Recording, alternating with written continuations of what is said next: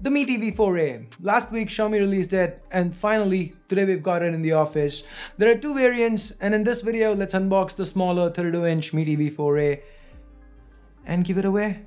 Hey guys, Ash here from C4E Tech. If you do end up liking what you see, go ahead, hit that thumbs up button, turn on notifications. Let's now get to the unboxing.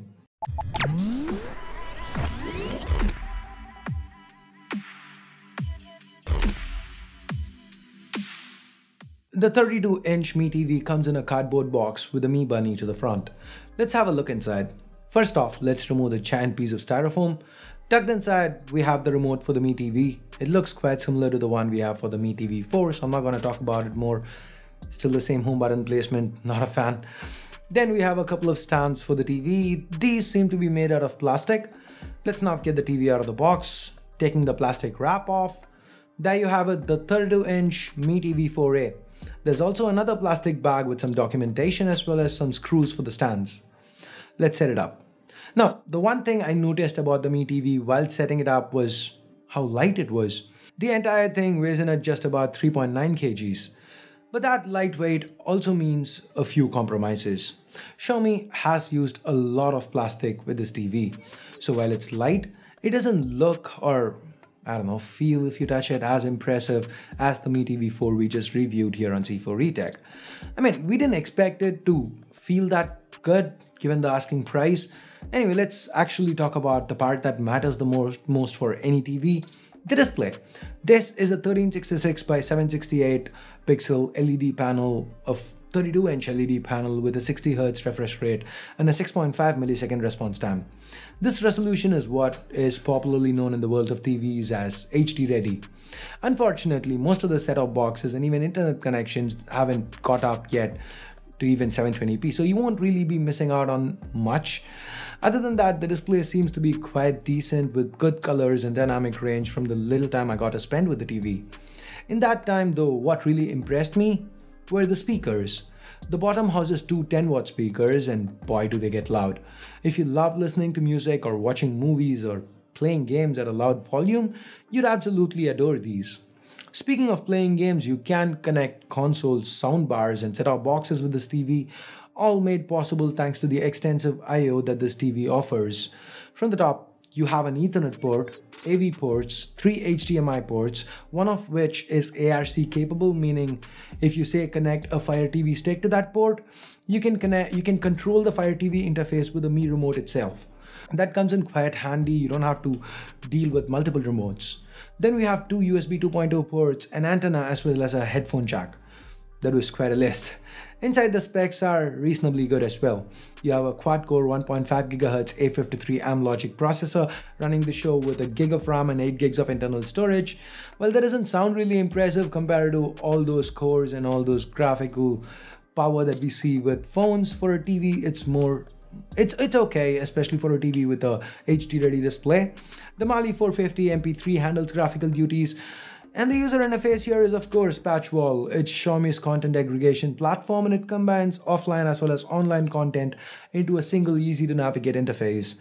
The selection is a bit thin at the moment as they're just starting out, but hopefully we would end up seeing more popular apps like Hotstar and Netflix join Patchwall soon. Interestingly, the YouTube app that was preloaded into the Mi TV 4 was missing on this one.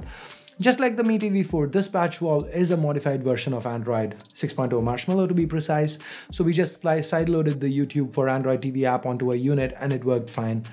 Is there any other app you'd like us to check out on the Mi TV 32-inch? Let us know in the comments below and we will try to test it out and get back to you.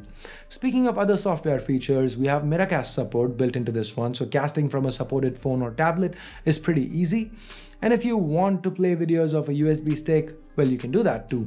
Unfortunately, it seems that this TV can only handle up to 1080p footage given the moderately okay internals. So if you're trying to play a 4K video, then you're out of luck. Okay, and with that, let's get to price. But then one of the USPs of this TV is price, so you'd probably have seen it in the title or first line of the description or something. It's 14,000 rupees. That's it. I do have one interesting tidbit for you.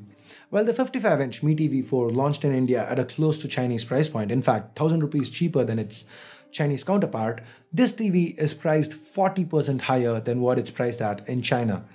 That said, even at 14,000 rupees, this TV feels like it offers great value. What do you think? There are others in the segment that do offer close to similar features, but without the smart aspects. Would you be okay with that, or do you feel this TV is still priced great?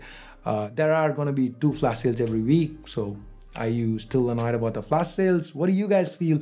Let us know in the comments below. That said, our Redmi Note 5 Pro giveaway is coming to a close soon. About 2 weeks to go as of shooting this video. So to go along with our TV coverage, which you guys have been very happy about, we decided to give away this TV too. So as always, it's quite simple. There'll be a link in the description. Just click on it, head on over to the Gleam page, ensure that you're subscribed to C4E Tech, and that's pretty much it. That's all you need to do. If you want to improve your odds of winning, there are additional entries which are pretty self-explanatory. Guys, one difference, this is not an international giveaway because shipping a TV is way too expensive for me to do globally. It would probably end up costing more than the TV itself. So India only this time, sorry guys.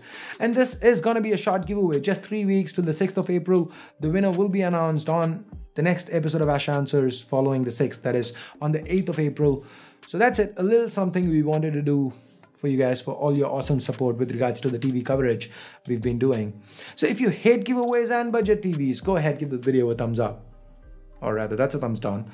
But when do you give it a thumbs up? If you did like this video, and if you did find it interesting, please take a moment, hit that subscribe button down below. If you've already subscribed, hit that bell icon to ensure you get notified each and every single time a new video goes live here on C4E Tech.